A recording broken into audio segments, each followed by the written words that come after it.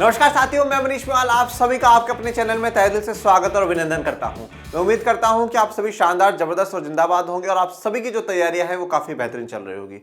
2023-24 के सत्र के लिए हम कक्षा 12 की राजनीति विज्ञान की शुरुआत कर चुके थे और हम लोग जो भारत वाली किताब है उसका एक अध्याय कंप्लीट कर चुके हैं, राष्ट्र निर्माण की चुनौतियां, और अब विश्व वाली किताब का हम पहला अध्याय शुरू कर चुके थे, शीत युद्ध का दौर। उसका लेक्चर 1, 2, 3 कवर कर चुके हैं और आज हमारा लेक्चर नंबर 4। आइए जानते हैं कि लेक्चर 4 में हमें क्या जानना है। आज हम लोग बात करेंगे शीत युद्ध के दायरे की। दायरे का मतलब है वो कौन कौन से एरियाज में फैला हुआ था, उसका विस्तार कहां तक था शीत युद्ध का, वो जानेंगे। जैसे हम हर टॉपिक को विस्तार में जान करके जानते हैं, उसी प्रकार से हम जानेंगे कि शीत युद्ध का विस्तार कहां तक है, ये सब कुछ। फिर मैं हमेशा फर्स्ट लेक्चर से एक बात कहता हुआ आया हूं इसमें कि दोनों ही देशों ने बड़ी समझदारी से इस युद्ध को लिया है। दोनों ने कोशिश करी है कि तीसरे विश्व युद्ध में शीत युद्ध ना बदले, समय समय पर संयम रखा है, समय समय पर एक दूसरे देशों की बात मानी है और कोशिश करिए कि तीसरा विश्व युद्ध ना बने। उसी को लेकर के हम पढ़ेंगे सीमित परमाणु परीक्षण के बारे में। ठीक है कि काफी जो परमाणु के परीक्षण है उस पर सीमित कर दिया गया, रोक लगा दी गई कि हम ये परमाणु का परीक्षण नहीं करेंगे। ये जो है ये आपके बॉक्स में दिया हुआ, आखिरी में जाकर के बॉक्स में दिया हुआ है। हाँ, अभी हमारे काफी टॉपिक्स बाकी हैं, पर ये आज के लेक्चर में पढ़ना थोड़ा सा जरूरी था क्योंकि इंटरलिंक है और इंटरलिंक कहां पर है वो मैं आपको जरूर बता दूंगा। चलिए शुरू करते हैं आज के लेक्चर को। शीत युद्ध के दायरे, ठीक है, या इसे इंग्लिश में कहा जाता है arenas of the cold war. ठीक है, जो कोल्ड वॉर है उसका एरिया कहां तक है, उसका एरिया कहां तक फैला हुआ, कहां तक आप कह सकते हैं कि शीत युद्ध का प्रभाव हुआ है। नो डाउट हम ये बात मानते हैं कि शीत युद्ध का जो मुख्य अखाड़ा रहा वो यूरोप रहा, परंतु यूरोप के अलावा हमने ये भी देखा कि दोनों ही देशों ने, अमेरिका ने भी और सोवियत संघ ने भी अपना एशिया में, दक्षिण एशिया, पूर्वी एशिया में भी अपने विचारधारा को फैलाने की कोशिश करी है, वहां पे गठबंधन किए हैं, जैसे सीटो सेंटो जैसे उदाहरण हम लोगों ने देखे थे। ये सब दर्शाता है कि ये शीत युद्ध भी सिर्फ और सिर्फ किसी एक विशेष देश को नहीं, विशेष एक महाद्वीप को नहीं, बल्कि पूरे दुनिया को कहीं ना कहीं प्रभावित करने जा रहा था। तो इस शीत युद्ध के दायरे को हम लोग जानेंगे और इस किताब में जो ये वाला चैप्टर है शीत युद्ध, कहीं ना कहीं बहुत इंपॉर्टेंट चैप्टर है क्योंकि इस चैप्टर से आप आगे तक की कहानी को इंटरलिंक कर पाएंगे। चैप्टर 2 पूरा इससे जुड़ा हुआ रहेगा, तो चैप्टर 2 और चैप्टर 3 तो एक साथ हम लोग जरूर कवर करने की कोशिश करेंगे। चैप्टर 1 पढ़ लीजिए, फिर चैप्टर 2 जब पढ़ेंगे तो आपको चैप्टर 1 बहुत अच्छे से याद होना चाहिए क्योंकि काफी कुछ चीजें मैं बार बार कहूंगा कि हम ये चैप्टर 1 में पढ़ चुके हैं। चैप्टर 3, चैप्टर 1 और 2 का फिर फाइनली क्या प्रभाव हुआ वो जानेंगे और फिर आगे के चैप्टर्स में ये जो नई दुनिया बनी जिसमें अमेरिका सुपर पावर रहा है 1991 के बाद, फिर क्या प्रभाव होते हैं। तो कहीं ना कहीं ये जो चैप्टर है ये हमारा आधार है इस पूरी किताब का। इस पूरी किताब को अगर अच्छे से समझना है तो हमें ये चैप्टर बहुत अच्छे से समझ में आ जाना चाहिए, जो कि मैं कोशिश कर रहा हूं आप लोगों को समझ में आए, पूरी तरीके से समझ में आए। चलिए जानते हैं, शीत युद्ध के दायरे की बात करते हैं। शीत युद्ध के दौरान खूनी लड़ाइयां भी हुई। देखिए, हम पहले कह चुके हैं कि शीत युद्ध में रक्त रंजित जो युद्ध है वो उससे बचने की कोशिश करी गई है, परंतु बीच बीच में कहीं कहीं पर क्या हुआ, खूनी लड़ाइयां हुई हैं। ठीक है, कहीं पर महाशक्तियां दोनों आमने सामने आकर के नहीं भिड़ रही हो, तो उनके जो समर्थक देश है उनके बीच में हो रही है, तो वो कहीं ना कहीं आप कह सकते हैं कि एक जो चिंगारी जलाई जा रही है वो आग पकड़ने की कोशिश करती है, परंतु वो नहीं पकड़ पाएगी। इतना मतलब हम कहेंगे विश्व युद्ध में वो परिवर्तित नहीं होगा। अगर आप लोग वियतनाम की स्टोरी पढ़ेंगे, अगर कभी भी आपके पास समय हो तो आप वियतनाम के बारे में पढ़िएगा। वियतनाम, लाओस, कंबोडिया, जिसको हिंद चीन का क्षेत्र कहा जाता है, वो क्यों कहा जाता है वो बहुत बड़ा इंटरेस्टिंग टॉपिक है। ठीक है, पर वहां पर अमेरिका और सोवियत संघ का ऐसा प्रभाव रहा कि वहां बहुत लड़ाई हुई। जैसे मैंने कहा था कि अमेरिका ने वहां पर बहुत ज्यादा बम गिराए, बहुत ज्यादा नुकसान वहां के लोगों को पहुंचाया, सिर्फ और सिर्फ अपनी विचारधारा को फैलाने के लिए। वहां पे लड़ाइयां हुई, सब कुछ हुई, परंतु अब वहां पे भी लड़ाई में ऐसा नहीं कि बहुत बड़ा आपको देखने को मिलेगा विशाल भाई दोनों महाशक्तियां लड़ चुकी हैं, विश्व युद्ध की घोषणा हो चुकी है, ऐसा कुछ भी नहीं है। हाँ, खूनी लड़ाइयां हुई हैं और युद्ध है तो थोड़ी बहुत खूनी लड़ाइयां तो बनती है, नहीं तो युद्ध में मजा नहीं आएगा। इन संकटों और लड़ाइयों की परिणति तीसरे विश्व युद्ध के रूप में नहीं हुई। सबसे जो इंपॉर्टेंट बात यह है, परिणति का मतलब होता है कि जो इसका परिणाम है, ये जो भी संकट हमें देख रहे हैं, जैसे क्यूबा मिसाइल संकट हमने देखा और कोई जो छोटी मोटी लड़ाइयां हो रही हैं वो देखा, इन सबका जो परिणाम है, एक परिणाम में ये उम्मीद थी कि अगर शीत युद्ध में कहीं पे भी थोड़ी बहुत भी चिंगारी लगती है तो वो आग पकड़ने की कोशिश करेगी। मतलब अगर कहीं पे भी थोड़ी बहुत भी हलचल होगी तो हो सकता है कि महाशक्तियां दोनों लड़ पड़े और उनकी लड़ाई से क्या होगा, तीसरा विश्व युद्ध शुरू हो जाएगा, थर्ड वर्ल्ड वॉर शुरू हो जाएगा, जो कि नहीं हुआ। मतलब ये संकट, ये लड़ाइयां, इनका परिणाम तीसरा विश्व युद्ध नहीं हुआ, वो थर्ड वर्ल्ड वॉर में नहीं बदला। और एक और इंटरेस्टिंग बात मैं आपको बताता हूं, देखिए हमेशा से दुनिया की कोशिश भी ये रही है कि हम विश्व युद्धों को टालें। ठीक है, जब पहला विश्व युद्ध छिड़ा 1914 से 1918 तक, 1914 से 1918 तक पहला जब विश्व युद्ध छिड़ा तो उसके बाद एक संगठन बनाया गया जिसका नाम था 1919 में बनाया गया, जिसका नाम था लीग ऑफ नेशन। इंग्लिश में भी यही बोला जाएगा और हिंदी में भी बेटा यही बोला जाएगा, लीग ऑफ नेशन। 1919 में बनाया गया। ये एक अंतरराष्ट्रीय संगठन था, इंटरनेशनल ऑर्गेनाइजेशन था। जब हम ये कहते हैं कि अंतरराष्ट्रीय संगठन है या इंटरनेशनल ऑर्गेनाइजेशन है, क्या बोलता हूं, इंटरनेशनल, नेशनल का मतलब देश, ठीक है, तो अलग अलग राष्ट्रों से मिलकर के बना हुआ। इंटरनेशनल का या अंतरराष्ट्रीय का मतलब होता है राष्ट्रों से मिलकर के जो संगठन बना हो उसको हम लोग क्या कहते हैं, अंतरराष्ट्रीय संगठन कहते हैं, इंटरनेशनल ऑर्गेनाइजेशन कहते हैं। तो अलग अलग देशों को सबको इसमें जोड़ा गया और एक संगठन बनाया गया, लीग ऑफ नेशन। इस लीग ऑफ नेशन के संगठन का यही काम था कि जैसा जो प्रथम विश्व युद्ध हुआ है, उस समय प्रथम विश्व युद्ध नहीं कहा जाता था, विश्व युद्ध कहा जाता था, ग्लोबल वॉर उसको कहा जाता था। तो ये जो पहली ग्लोबल वॉर हुई है, इस जैसी वॉर कभी भी वापस नहीं होनी चाहिए। अगर होती है तो लीग ऑफ नेशन को फेल मान लिया जाएगा, लीग ऑफ नेशन अपना सही से काम नहीं कर पाया, ये हमें प्रूफ हो जाएगा।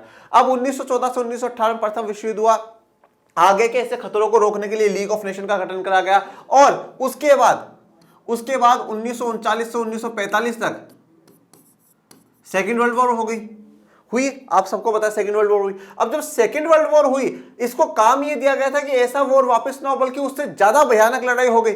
मतलब ये लीग ऑफ नेशन असफल हुआ अंतरराष्ट्रीय संबंधों को अच्छे से बनाने में, इंटरनेशनल जो रिलेशन है उनको सही करने में, शांति स्थापित करने में, ये तो फेल हो गया, जो कि गलत बात है क्योंकि इसका तो मुख्य काम ही था कि अंतरराष्ट्रीय स्तर पे शांति स्थापित होनी चाहिए, सभी देशों को समर्थन करना चाहिए, वो नहीं हुआ। तो फाइनली 1919 में ये बना संगठन सेकेंड वर्ल्ड वॉर के बाद हटा दिया जाता है और एक नए संगठन की स्थापना करी जाती है और जो नया संगठन होता है वो 1945 में आएगा, 1945 में आएगा और उसका नाम होगा यूएनओ, या हम उसे कहेंगे यूनाइटेड नेशन ऑर्गेनाइजेशन, या हिंदी में हम कहते हैं संयुक्त राष्ट्र संघ। संयुक्त राष्ट्र संघ, ये संयुक्त राष्ट्र संघ के बारे में आप इसी किताब के अध्याय 6 में पढ़ेंगे बच्चों।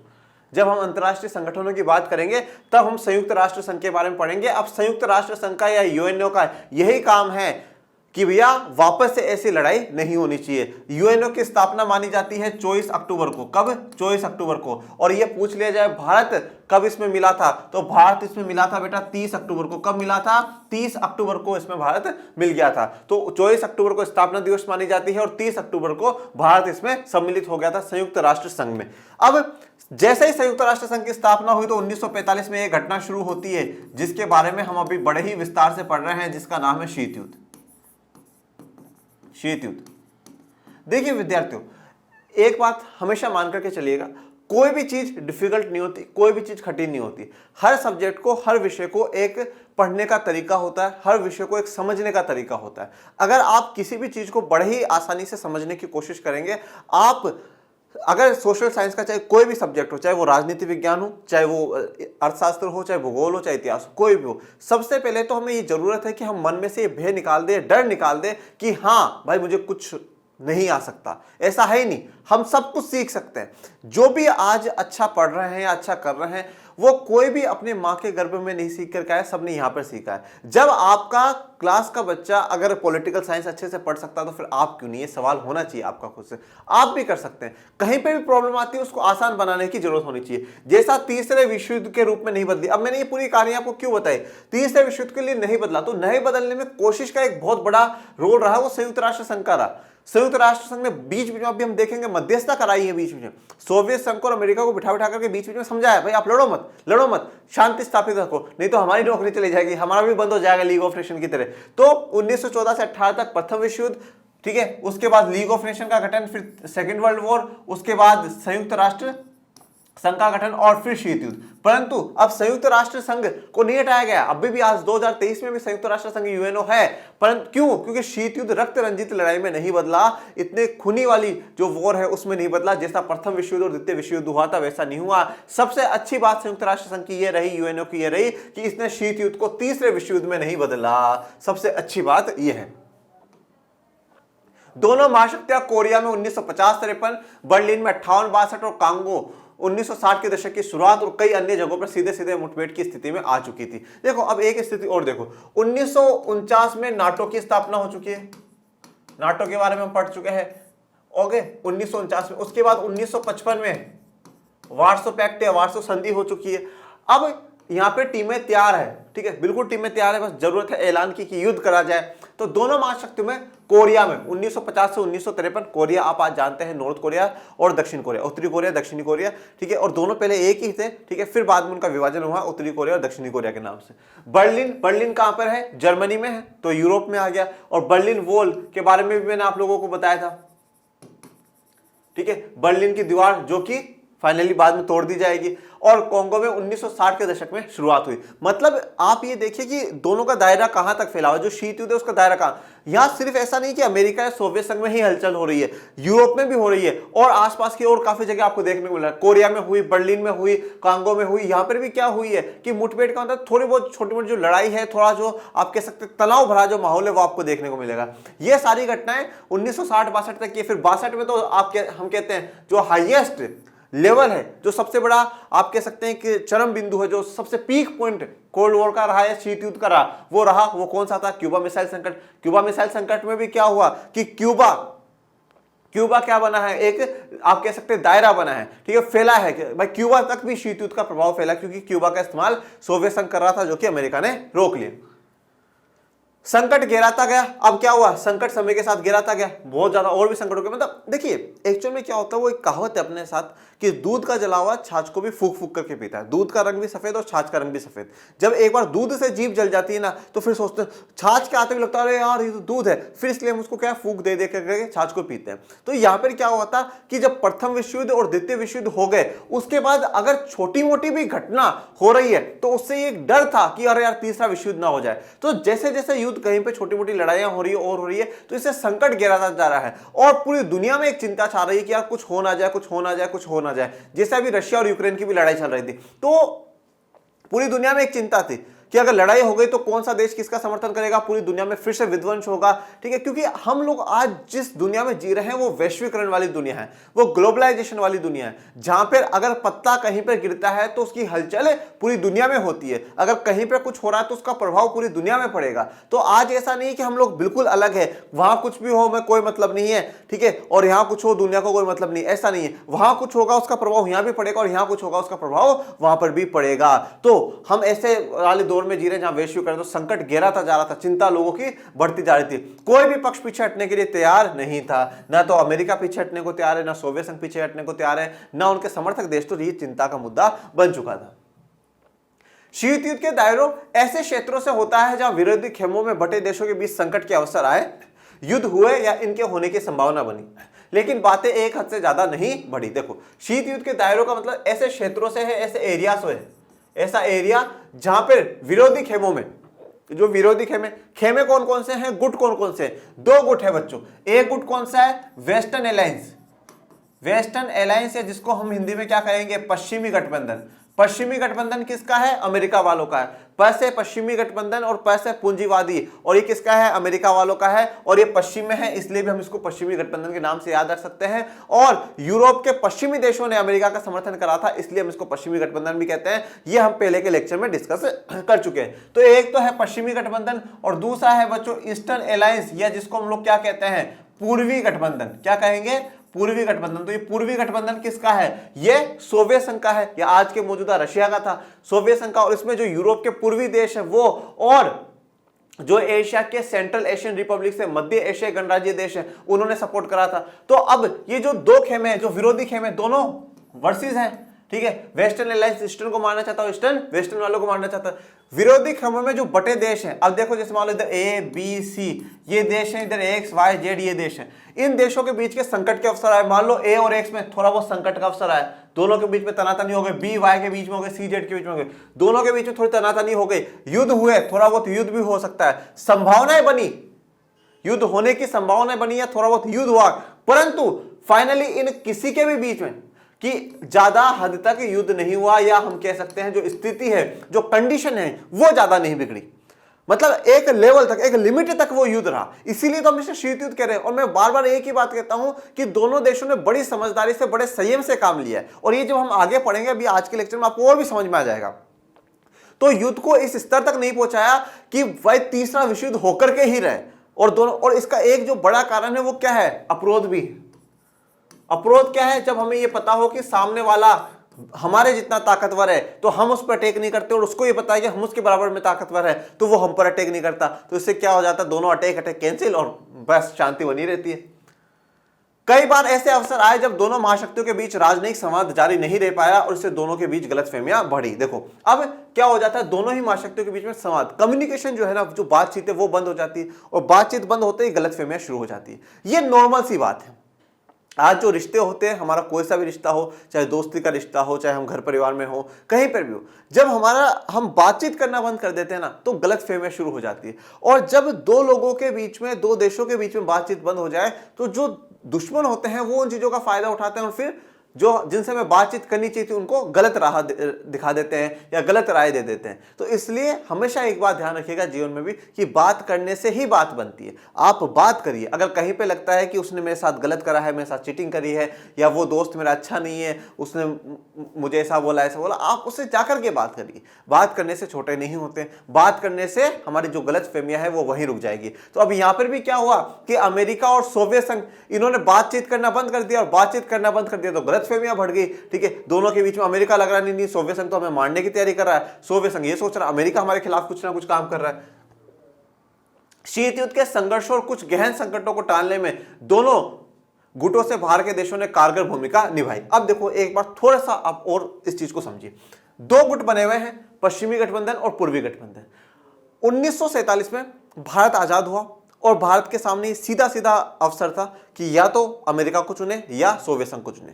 कुछ नेता भारत के अमेरिका के पक्ष में थे, कुछ सोवियत संघ के पक्ष में थे, परंतु भारत ने, या हम कहें जवाहरलाल नेहरू जी ने, एक नया रास्ता निकाला जिसको कहा गया नेम। ये वो वाला नेम नहीं है जो हमारा नेम है, मेरा नेम मनीष, आपका और कुछ, वो वाला नेम नहीं। इसका नेम का फुल फॉर्म है नॉन अलाइंग मूवमेंट। क्या है? Non अलाइंग movement. हिंदी में लिखूं, गुट निरपेक्षता आंदोलन। गुट निरपेक्षता आंदोलन। अब देखो क्या कहा गया, नॉन अलाइंग। अलाइंग एक तरीके से हम झुकाव होता है, तो हम किसी की तरफ नहीं झुके हुए, ना हम अमेरिका की तरफ भी नहीं झुके हुए और हम सोवियत संघ की तरफ भी नहीं झुके हुए। गुट निरपेक्षता, निरपेक्ष है। आपने कक्षा 11 में क्या पढ़ा? धर्मनिरपेक्ष। तो हम किसी धर्म की तरफ नहीं है, हम सबके प्रति हम समान है, सबके प्रति बराबर है। तो गुट, हम किसी भी गुट की तरफ नहीं झुके, हम गुट निरपेक्ष है। हमारे लिए दोनों गुट क्या है? बराबर है। हम गुट निरपेक्षता पर है, हमें किसी का साथ नहीं चाहिए। तो यहाँ पे क्या गुट निरपेक्षता आंदोलन चलाया गया। गुट निरपेक्षता आंदोलन कह सकते हैं वो तीसरी दुनिया थी। पहली दुनिया पश्चिमी दुनिया थी, दूसरी पूर्वी दुनिया थी, और तीसरी दुनिया गुट निरपेक्षता आंदोलन वालों की थी। इस गुट निरपेक्षता आंदोलन में कौन जुड़े? संस्थापक कौन थे? जवाहरलाल नेहरू जी थे, और भी 4 देशों के नेता थे, वो पढ़ेंगे इसी चैप्टर में।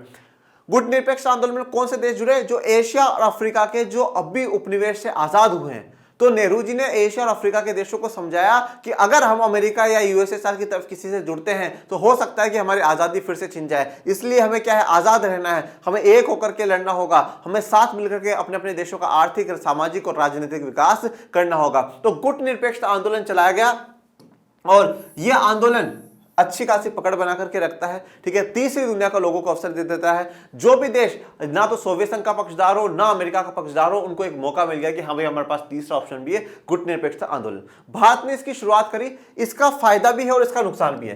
पहली बात, नुकसान की बात करूं, नुकसान यह था कि ना तो आप अमेरिका की तरफ हो ना सोवियत संघ की तरफ हो, तो आपके ऊपर एक किसी भी महाशक्ति का आशीर्वाद नहीं था। कोई भी एक बड़ी ताकत आपके पीछे नहीं खड़ी थी। अगर मान लीजिए कभी किसी से लड़ाई हो जाती है तो फिर आपको कौन सपोर्ट करने आएगा? ये थोड़ा सा चिंता का विषय था जो भी देश गुट निरपेक्षता में जुड़ गए थे। पर अच्छी बात है, मैं कहूं जो गुड न्यूज थी वो गुड न्यूज ये थी कि भैया ना तो हम अमेरिका की तरफ है और ना हम सोवियत संघ की तरफ है। अगर हमें लगता है कि हमें अमेरिका से मदद लेनी चाहिए तो हम अमेरिका से भी ले सकते हैं, और हमें लगता है कि हम सोवियत संघ से मदद लेनी चाहिए तो सोवियत संघ से भी ले सकते हैं, क्योंकि हम किसी एक की तरफ तो है ही नहीं। हमारे तो दोनों हाथों में लड्डू है। हम चाहे जिससे मदद लें, हम चाहे जिसके पास जाए, कोई इशू नहीं है, कोई दिक्कत वाली बात नहीं है। तो ऑप्शन दोनों खुले हुए थे। तो अच्छी बात भी थी, बुरी बात भी थी। तो गुट निरपेक्षता आंदोलन वाला दुनिया को एक नया राह भारत ने दिखाई, जवाहरलाल नेहरू जी ने दिखाई।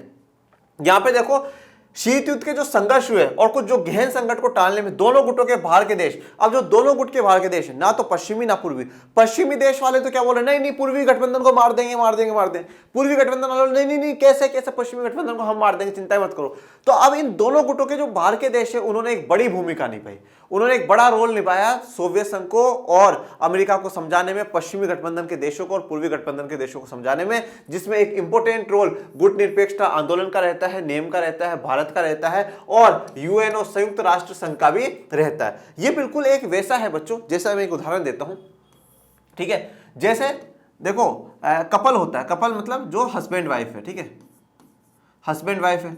अब क्या होता है कि नॉर्मल सी बात है, जिन रिश्तों में प्यार होता है उनमें तकरार भी होती है, छोटी मोटी नोकझोंक चलती भी रहती है, पर कभी कभार क्या होता है थोड़ी बहुत नोकझोंक थोड़े बड़े स्तर तक पहुंच जाती है, जहां पर बातचीत करना बंद हो जाता है, तो गलतफहमियां बढ़ना शुरू हो जाती है। और जब घर में जो बड़े होते हैं ना, बड़ों का यही रोल होता है, ठीक है, और बड़े होना जरूरी भी है घर में। जब घर में बड़े होते हैं और बड़ों को पता चलता है कि बच्चे बात नहीं कर रहे हैं एक दूसरे से, ठीक है, दोनों जो कपल है वो नाराज है, तो फिर जो माता पिता होते हैं वो क्या करते हैं, वो समझाने की कोशिश करते हैं, वो समझाने की कोशिश करते हैं। तो हस्बैंड वाइफ ये दो गुट है एक गुट ये और एक गुट ये, इन दोनों गुटों से जो बाहर है वो माता पिता है। माता पिता दोनों के लिए समान दृष्टि वाले हैं, ठीक है ना। वह जैसे हम ना तो अमेरिका की तरफ थे ना सोवियत संघ की तरफ है, तो माता पिता ना तो हस्बैंड की तरफ है ना वाइफ की तरफ है, वो दोनों की तरफ है। तो फिर वो समझाने की कोशिश करते हैं, उन दोनों के बीच में बातचीत कराने की कोशिश करते हैं, और जो समस्या है उन समस्याओं का समाधान निकालने की कोशिश करते हैं। यहां पर भी बस वैसा ही हुआ है। यूएसए और यूएसएसआर के बीच में जो भी गलतफहमियां पैदा हुई उनको दूर करने के लिए जो बाहर के देश हैं, इन गुटों के बाहर के देश हैं, उन्होंने योगदान दिया।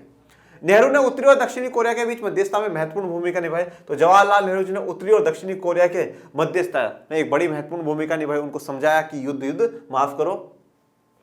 कांगो संकट में संयुक्त राष्ट्र संघ के महासचिव प्रमुख मध्यस्थ की भूमिका निभाई गई। तो कांगो का जो संकट हुआ 1960 के दशक में, वहां पर संयुक्त राष्ट्र संघ के जो महासचिव थे, जनरल सेक्रेटरी जो थे, उन्होंने प्रमुख मध्यस्थ की भूमिका निभाई, मतलब एक मेन रोल निभाया मध्यस्थता करने में। मध्यस्थता का मतलब है, मतलब दोनों की बात सुनेंगे। हाँ भाई बोल, क्या दिक्कत है, तुम भी बोलो क्या दिक्कत है, क्यों लड़ रहे हो, चुप, लड़ाई वड़ाई नहीं करनी, देख लेना, कोई भी लड़ाई नहीं करेगा, मैं बैठा हूं ना, बोल क्या परेशानी।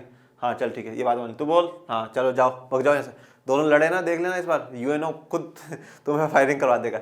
यूएनओ का संयुक्त राष्ट्र संघ एक बहुत अच्छा काम कर रहा है, इसमें नो डाउट। इनकी जितनी भी एजेंसियां ठीक है, थोड़ा बहुत आरोप रहते हैं भेदभाव वाले, वो सब कुछ इनका एक अलग बात है। यूएनओ के पास पावर है, ये भी ठीक है, परंतु जब युद्ध की बात आती है ना, तो यूएनओ इतना पावरफुल नहीं माना जाता। देखिए एक सीधा सा फंडा है कि अगर दो देशों में ठन गई है कि लड़ना है तो लड़ना है, फिर चाहे संयुक्त राष्ट्र संघ बोले, चाहे लीग ऑफ नेशन बोले, चाहे कोई बोले, कोई मतलब नहीं। संयुक्त राष्ट्र संघ के पास अगर खुद का थोड़ा सा मिलिट्री फोर्स हो, अगर उनके पास खुद की थोड़ी बहुत सेना हो, तो हम फिर हम ये कह सकते हैं कि हाँ थोड़ा सा संयुक्त राष्ट्र संघ एक दबदबा बना सकता है, नहीं भाई देखना लड़ना नहीं तो हम भी नहीं, हमारी सेना का प्रयोग कर लेंगे। तो एक सेना नहीं है इतना पावरफुल। ये चीज़ हम लोग जब चैप्टर 6 पढ़ेंगे तो उसमें डिस्कस करेंगे, ठीक है। तो अगर इनके पास थोड़ा सेना हो, आर्थिक रूप से तो मजबूत है ही, ठीक है, तो थोड़ा सा सैनिक रूप से भी हो, तो पूरी दुनिया में किए रहे कि हाँ संयुक्त राष्ट्र संघ की सेना में मतलब पूरी दुनिया से इन्वॉल्वमेंट हो जाए, ऐसी कोई दिक्कत वाली बात नहीं। ये बात उभर कर सामने आती है कि महाशक्तियों ने समझ लिया था कि युद्ध को हर हालात में टालना जरूरी है। ये बात दोनों ही महाशक्तियां जानती है कि हमें युद्ध किसी भी हालत में टालना है। ये युद्ध सिर्फ और सिर्फ हमारे लिए घातक नहीं है, हमारे लिए विध्वंसकारी नहीं है, बल्कि पूरी दुनिया के लिए। और ये चीज भी देखिए कि पहले ही ये जो दोनों महाशक्तियां, चाहे वो सोवियत संघ हो चाहे वो अमेरिका हो, पहले ही 2 विश्व युद्ध लड़ चुकी है और दोनों विश्व युद्ध में बहुत बड़ा नुकसान हुआ है। हार या जीत मायने नहीं रखती, मायने ये था कि नुकसान बहुत हुआ है, काफी हजारों की संख्या में लोग मारे गए हैं, काफी जो है इनका बजट है वो खराब हो गया है, तो बहुत स्थिति खराब हो गई है। और उनसे ज्यादा जो बेचारे दूसरे देश हैं उनकी स्थिति खराब हो गई है। तो क्यों लड़ा जाए, क्यों बेफालतू में लड़ाई को बढ़ावा दिया जाए, इसलिए जहां तक हो सके वहां तक कंट्रोल किया जाए। मतलब दोनों देशों का एक, मतलब मैं अपनी भाषा में आपको समझाऊं, दोनों देशों ने एक सिद्धांत मन में बिठा रखा था, पहले करेंगे नहीं और फिर किसी ने करा तो हम डरेंगे नहीं। मतलब पहले तो आगे चल करके पहल करेंगे नहीं, हम छेड़ करके आएंगे नहीं और अगर सामने वाले ने हमें छेड़ दिया तो फिर हम डरेंगे नहीं, फिर तो दे दबा दब फायरिंग चलेगी। ऐसे दूसरे गुट ने भी सोच रखा था। तो अब दोनों ने ये सोच लिया जब हम पहले से पहल करेंगे नहीं, हम स्टार्टिंग करेंगे नहीं, तो दोनों नहीं कर रहे, तो शांति से सब कुछ चल रहा है, पर छोटी मोटी लड़ाइयां जो है वो हो रही है। इसी समझ के कारण दोनों महाशक्तियों ने संयम बरता और अंतरराष्ट्रीय मामलों में जिम्मेवारी भरा बर्ताव किया। दोनों ने संयम बरता, ठीक है, दोनों ने पेशेंस रखा, नहीं बातचीत से कर ले। जैसे आप क्यूबा मिसाइल संकट में देखिए, जॉन एफ केनेडी जब बोलते हैं निकिता क्रुश्चेव को, तो बात सेटल कर ली जाती है। और अंतरराष्ट्रीय मामलों में जिम्मेवारी भरा व्यवहार किया। जिम्मेवारी भरा व्यवहार का मतलब क्या है, थोड़ा सा रेस्पॉन्सिबल होकर के दिखाया। इरेस्पॉन्सिबिलिटी वाली बात नहीं है, देख लेंगे जा कितना मार लेगा तो हमारे लोगों को, चल भगे से हम भी युद्ध कर लेंगे, नहीं, जिम्मेवारी वाली बात है कि नहीं देखो इससे सिर्फ और सिर्फ हमारे देश को नहीं या पूरी दुनिया को जो खतरा है, तो इस खतरे से हमें बचना चाहिए और जहां तक हो सके हम इस पर लिमिट लगा के, कंट्रोल लगा करके चले। हालांकि शीत युद्ध के दौरान दोनों ही गठबंधनों के बीच प्रतिद्वंद्विता समाप्त नहीं हुई, तो पर ऐसा तो है नहीं कि भाई बिल्कुल मन में से ही निकाल दिया लड़ना नहीं। भाई मैंने क्या कहा कि पहले हम कुछ करेंगे नहीं और फिर किसी ने करा तो हम डरेंगे नहीं। तो अगर किसी ने कर लिया तो मानना चाहिए। और ये मन में भी डर बैठा हुआ है कि यार हो सकता है मैं तो ईमानदार हूं पर सामने वाला कुछ तैयारी कर रहा हो। अमेरिका को ये लगता था हो सकता है सोवियत संघ परमाणु हथियार बना रहा हो सकता है सोवियत संघ और अपनी टीम बढ़ा रहा हो, और सोवियत संघ के मन में ये था कि अमेरिका और कुछ कर रहा हो। तो दोनों के मन में थोड़ा सा जो कह सकते हैं ना शक, एक बात कहेंगे, वो शक दोनों के मन में था। और देखो युद्ध में शक जायज भी है, होगा ही, 100% होगा। ऐसे हम हमारे दुश्मन को यूं नहीं छोड़ सकते। ओके चलो भाई विश्वास हो गया, आज से तो मना कर दिया, उसने बोला लड़ाई वड़ाई नहीं करेंगे तो नहीं करेगा, ऐसा तो है नहीं, तैयारी तो करनी पड़ेगी। और दोनों ही महाशक्ति है। सोवियत संघ को ये डर था कि अगर अमेरिका थोड़ी बहुत और तैयारी कर लेगा तो हम तो उससे पीछे आ जाएंगे, तो अवरोध वाला जो फैक्टर है वो भी खत्म हो जाएगा, और अमेरिका को भी यही बात लगती थी। तो दोनों को ऐसा लग रहा था, दोनों के मन में शक है, डाउट है, ठीक है। तो डाउट है, पर आपका डाउट नहीं रहना चाहिए, वो कमेंट बॉक्स में लिख देना आप। एक दूसरे के प्रति शंका की हालत में दोनों गुटों ने भरपूर हथियार जमा किए और लगातार युद्ध के लिए तैयारी करते रहे। हथियारों के बड़े जखीरे को युद्ध से बचे रहने के लिए जरूरी माना गया।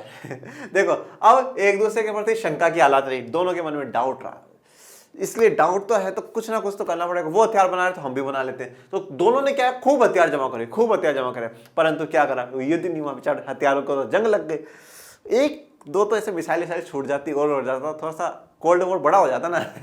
तो पढ़ने में मजा आता अपन लोगों को। जस्ट फॉर फन, ठीक है ना, होना नहीं चाहिए था, और अच्छी बात है कि हुआ नहीं, ठीक है ना। तो हथियार जमा किए गए, और ये हथियार जमा करना जरूरी भी था। जरूरी क्यों था? क्योंकि दोनों देशों ने जब हथियार जमा कर लिए तो वो अवरोध वाला जो है ना, वो वाला भाव अभी चल रहा है। ये वाली जो कहानी, अवरोध वाली कहानी चल रही है। अगर किसी भी एक देश के पास हथियार ज्यादा हो जाए और किसी के पास कम हो जाए तो हो सकता था दोनों के बीच में विध्वंस लड़ाई हो जाती, क्योंकि एक मजबूत एक कमजोर हो जाता। परंतु अभी दोनों मजबूत हैं तो दोनों एक दूसरे को छेड़ने की कोशिश नहीं कर रहे हैं। इसलिए कहा गया है कि खुद को मजबूत बनाओ, ठीक है, दूसरों पर ध्यान ना दो।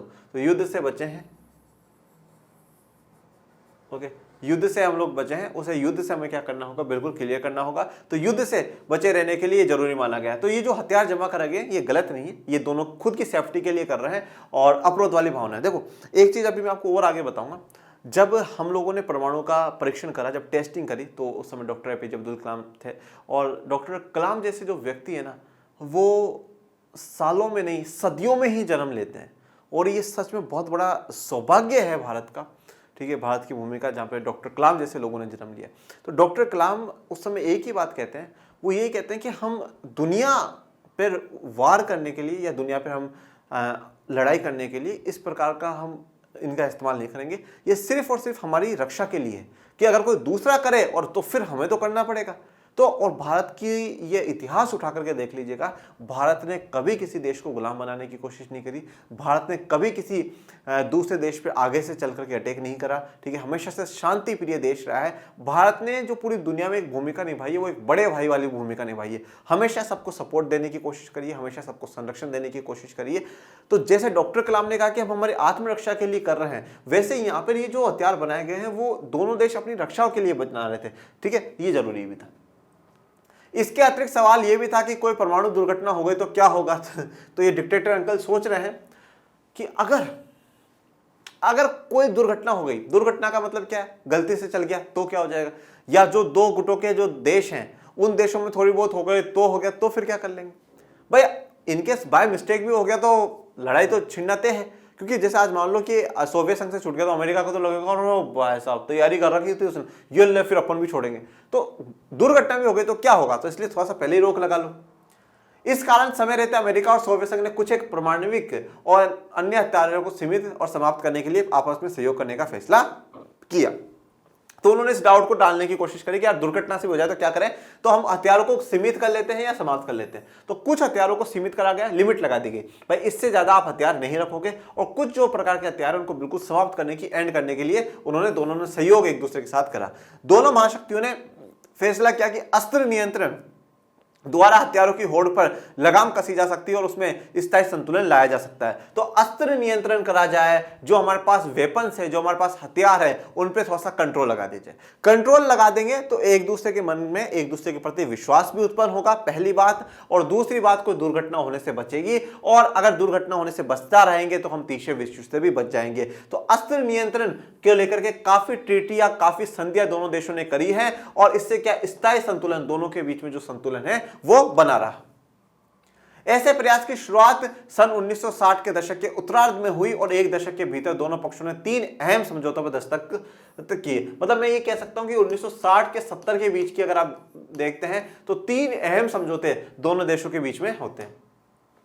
ये संधियां कौन कौन सी थी? परमाणु परीक्षण प्रतिबंध। तो देखो, परमाणु परीक्षण प्रतिबंध अभी हम पढ़ेंगे। वैसे परीक्षण मतलब जो परमाणु की जो टेस्टिंग करनी है उस पर क्या कर दिया गया? प्रतिबंध लगा दिया गया, रोक लगा दी गई। परमाणु अप्रसार संधि, आप अपने परमाणुओं का प्रसार नहीं कर सकते, आप बढ़ा नहीं सकते, जितने हैं उतने पर रहो। परमाणु प्रेक्षापास्त्र परिसीमन संधि, तो मतलब जो आपके परमाणु है उन पर लिमिटेशन होगी, इससे ज्यादा नहीं होगा। ठीक है, परिसीमन का अर्थ। चलिए अब आते हैं हम हमारे टॉपिक पे, सीमित परमाणु परीक्षण। ठीक है, सीमित परमाणु परीक्षण। सीमित का मतलब हो गया लिमिटेड, लिमिटेड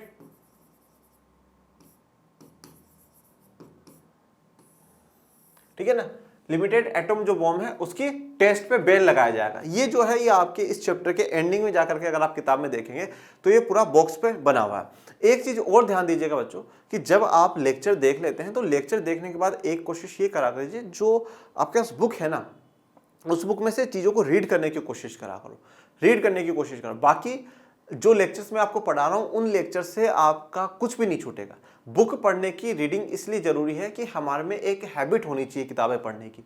हम किताबों को पढ़ें, उनको समझने की कोशिश करें, क्योंकि आगे जो हमने राह चुनी है यूपीएससी की वो सरल राह नहीं है।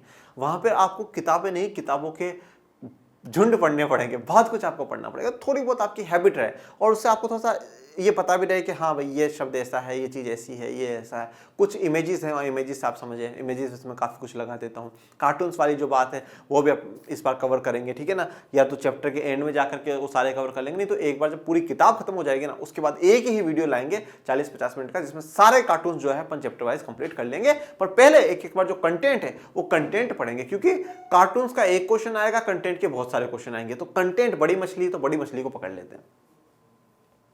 अब देखो कौन कौन सी ट्रीटी करी गई है। सीमित परमाणु परीक्षण संधि एलटीबीटी, परमाणु अप्रसार संधि एनपीटी, सामरिक अस्त्र परिसीमन वार्ता फर्स्ट और सेकंड, और फिर सामरिक अस्त्र न्यूनीकरण संधि फर्स्ट और सेकंड। ये सब आइए अब एक एक के बारे में पढ़ लेते हैं। सीमित परमाणु परीक्षण संधि एलटीबीटी, वायुमंडल, बाहरी अंतरिक्ष तथा पानी के अंदर परमाणु हथियारों के परीक्षण पर प्रतिबंध लगाने वाली संधि पर अमेरिका, ब्रिटेन तथा सोवियत संघ ने मॉस्को में 5 अगस्त 1963 को हस्ताक्षर किए। तो इन्होंने क्या बोला है? एलटीबीटी। एलटी का मतलब, एल का मतलब क्या? Limited test ban treaty, limited test ban treaty. मतलब क्या करा है? लिमिटेड टेस्ट, मतलब कुछ जो टेस्ट हम करते हैं उस पर भी बैन लगा करके एक संधि करी गई है। ये संधि देखो, अब परमाणु हथियारों के परीक्षण, चाहे वो परमाणु हथियार का परीक्षण आप वायुमंडल में कर रहे हो, बाहरी अंतरिक्ष में कर रहे हो, पानी के अंदर कर रहे हो, कहीं पर भी कर रहे हो, उन सब पर क्या है? रोक लगाने के लिए, प्रतिबंध लगाने के लिए किस किसने? अमेरिका ने, ब्रिटेन ने और सोवियत संघ ने मॉस्को में, कहां पर करी है? मॉस्को में संधि करी है 5 अगस्त 1963 को। ये बड़े ही इंपॉर्टेंट बातें हैं और मैंने पहले भी कहा था कि पॉकेट डायरी का इस्तेमाल होता रहना चाहिए। पॉकेट डायरी में आप छोटे छोटे से जो फैक्ट्स है वो रख सकते हैं, क्योंकि एमसीक्यूज में क्वेश्चन पूछ लिया जाएगा, एक एक मार्क्स वाले में क्वेश्चन पूछा जा सकता है। यह संधि 10 अक्टूबर 1963 से प्रभावी हुई है। देखिए 5 अगस्त को साइन हो गए थे, पर जो लागू हुई वो कब से हुई? 10 अक्टूबर 1963 से। फिर दूसरी परमाणु अप्रसार संधि, इसको कहा जाता है एनपीटी, नॉन प्रोलिफरेशन ट्रीटी। यह संधि केवल परमाणु शक्ति संपन्न देशों को एटमी हथियार रखने की अनुमति देती है और बाकी देशों को ऐसे हथियार हासिल करने से रोकती है। देखो अब जो एनपीटी जो है इसको थोड़ा सा और अच्छे से समझो, इसका भारत के साथ भी लिंक है। 1967 में आकर करके, 1967-68 की बात में बता रहा हूं आपको, 1967, 1968, अभी और हम आगे भी पढ़ेंगे। उस समय तक 5 देश थे जिनके पास परमाणु हथियार थे। कौन कौन सा है? रशिया है, उस समय सोवियत संघ, और आज का रशिया। अमेरिका है, फ्रांस है, ब्रिटेन है और चाइना ने भी परमाणु परीक्षण कर लिया था। ये 5 देश थे। ये एनपीटी ट्रीटी ये कहती है कि 1967 तक, 1967 तक जिन देशों ने परमाणु परीक्षण कर लिया है वो ठीक है, उनके अलावा कोई भी दूसरा देश परमाणु परीक्षण ना करे। आओ सब मिलकर के हम परमाणु हथियारों को रोकने की कोशिश करते हैं। ये पूरी दुनिया में जो बड़े देश है इन्होंने कहा। बात ठीक भी है, गलत नहीं है, परमाणु हथियारों का इस्तेमाल नहीं होना चाहिए। बुलाया गया सभी देशों को, बुलाइए, ये अंतर्राष्ट्रीय एक ऐसी मीटिंग करते हैं और इसमें रोक लगाते हैं। भारत एनपीटी के हमेशा से विरोध में रहा है। भारत ने एक ही बात कही और बात सत्य कही है। भारत ने कहा कि ठीक है, हम परमाणु परीक्षण कभी नहीं करेंगे, परंतु जिन देशों ने कर रखा है वो भी अपने परमाणु खत्म करो, वो भी हटाओ भाई। क्योंकि ये तो क्या हो गया कि आप जो 5 देश हो, आप 5 देश तो हमेशा से पावरफुल बन करके रहोगे, आप तो पूरी दुनिया को डराओगे भाई। आप तो कल को जैसे चाइना हमारे पड़ोस में, वही हमें डराता रहेगा परमाणु डाल दूंगा, और हमें पता चला यार हमने तो एनपीटी पे साइन कर रखा, हम तो परमाणु बना ही नहीं सकते। बोले तो सीधा सीधा दिख रहा है कि आप 5 देश पूरी दुनिया पर अपना वर्चस्व जमाना चाहते हो, और ब्रिटेन इटन ये तो सब हमें अभी तो आजाद करा है, हम तो इनसे हमेशा से दबे रहेंगे, हम तो हमेशा से इनसे डरे रहेंगे। तो ये तो गलत बात है, तो ये 5 देश भी बंद करो और हम, या फिर हमें परमिशन दो। तो भारत ने एनपीटी पर साइन करने से साफ मना कर दिया, और मना करा बिल्कुल सही मना करा, कोई गलत बात नहीं, बिल्कुल सही बात है। क्यों करा हम एनपीटी पर साइन? हाँ, आप खुद पावरफुल बनते रहे और हम कमजोर बना करके रखना चाहते हैं। इसलिए 1974 में भारत ने परीक्षण करा, फिर उसके बाद 1998 में करा, और 1998 वाला सफल हो गया था। तो ऐसा थोड़ी होता है कि आप 5 देश बना लो और हम लोग ना बनाए, और हम मतलब वो वाली बात है कि तुम करो तो सही और हम करें तो गलत, ठीक है। तो एनपीटी के तहत एटमी हथियार को सिर्फ इन 5 देशों को छोड़ करके सबको रखने के लिए मना करा गया, ऐसी ट्रीटी थी। परमाणु अप्रसार संधि के उद्देश्यों को ध्यान में रखते हुए उन देशों को परमाणु शक्ति से संपन्न देश माना गया जिन्होंने 1 जनवरी 1967 से पहले किसी परमाणु हथियार अथवा अन्य विस्फोटक परमाणु सामग्रियों का निर्माण और विस्फोट किया हो। अब 1 जनवरी 1967 तक तो जिसने बना लिए वो तो ठीक है, अब 1967 के बाद कोई ना बनाए, ठीक है। तो भारत ने तो पहला परीक्षण 1974 में करा है, तो भारत ने तो इस ट्रीटी पर साइन करने से साफ साफ मना कर दिया। इस परिभाषा के अंतर्गत 5 देश आते हैं जिन्होंने 1 जनवरी 1967 से पहले परमाणु बम का परीक्षण करा। कौन कौन से हैं? अमेरिका, सोवियत संघ, बाद में रूस, ब्रिटेन, फ्रांस और चीन को परमाणु शक्ति से संपन्न माना गया है, ठीक है। मतलब ये 5 देश रहेंगे, बाकी कोई दूसरा नहीं रहेगा। बस गलत बात है, तो बिल्कुल गलत बात, साफ दिख रहा है ट्रीटी में। इस संधि पर 1 जुलाई 1968 को वॉशिंगटन, लंदन और मॉस्को में हुए हस्ताक्षर हुए, और इस संधि 5 मार्च 1970 से प्रभावी हुई। जुलाई 1968 में साइन हुआ और 5 मार्च 1970 से इसको लागू कर दिया गया। इस संधि को 1995 में अनियत काल के लिए बढ़ा दिया गया, और इस संधि को 1995 में अनियत काल के लिए बढ़ा दिया गया कि भाई पता नहीं कब तक, पर जिन्होंने साइन करे वो आगे तक इस पे कोई परमाणु नहीं बनाएंगे।